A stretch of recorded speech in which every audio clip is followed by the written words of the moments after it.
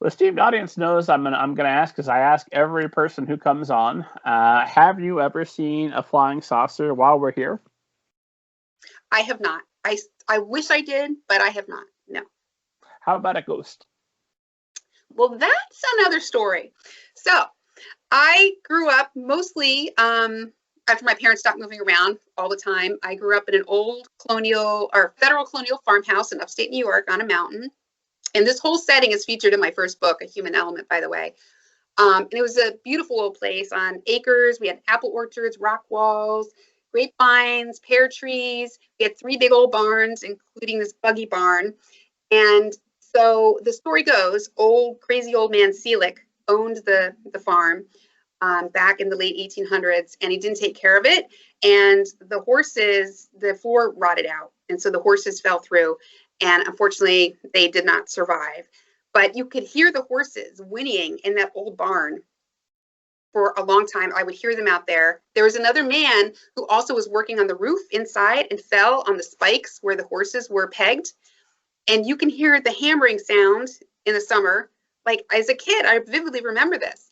But most vivid, we had the ghost in the house. She was a Victorian. My friend first saw her when she slept over.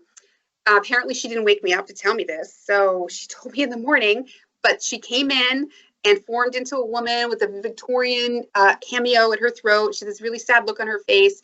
And every time she'd sleep over, she'd see this woman. And all I've seen is like the mist, the form of it. I never saw this woman. But to this day, I'm still good friends with this girl. You know, her family made fun of her, but she's like, nope, because there was a ghost in her house too.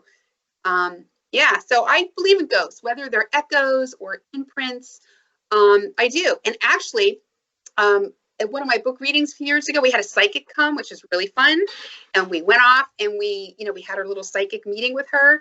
And my son was probably like 12 at the time. And she knew I live in an old farmhouse now too, because I love that. And she said, she alluded to the fact that my son knows that there's ghosts in this house. She said, does your son sleep with the radio on at night really loud? I'm like, yeah. She's like, well, because he's hearing the voices and he's trying to drown that out so he can sleep. That really freaked me out. How old was Joshua at that point? He was 11 or 12. So, yeah.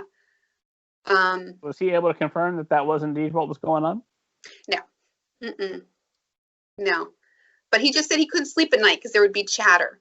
So maybe, that's what he meant. I don't know. But I know that you at one point went to a haunted house and got kicked out because you beat one of the haunters with a teddy bear. Is that right? Wait, where did you hear that story? You wrote it in your guest post. You included it. It's available now exclusively at middleburypicture.com. I forgot that is a true story. Yes, that's a true story. When I was stationed in Pearl Harbor, in Honolulu, they shut down the streets at Halloween. They had like a huge Halloween parade. And they had a haunted house there. And I was dressed up as a little girl with my teddy bear. And they were terrifying in the house. They would jump out at you. So I was whacking them with my teddy bear. And they finally turned on all the lights and were like, no, you need to stop doing this, right?